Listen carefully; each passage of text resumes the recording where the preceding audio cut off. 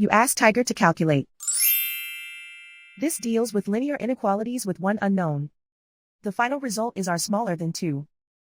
Let's solve it step by step. Group all constants on the right side of the inequality. Add 2 to both sides.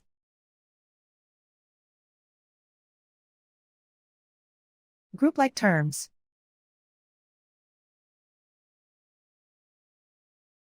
Simplify the arithmetic.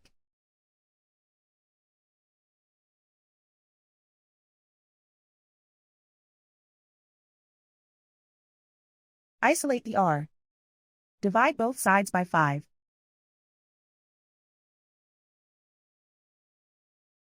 Simplify the fraction.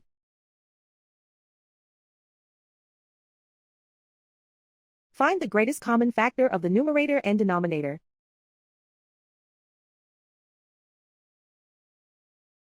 Factor out and cancel the greatest common factor.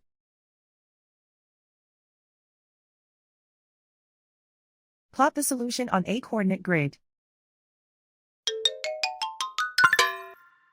And so the final result is r smaller than 2.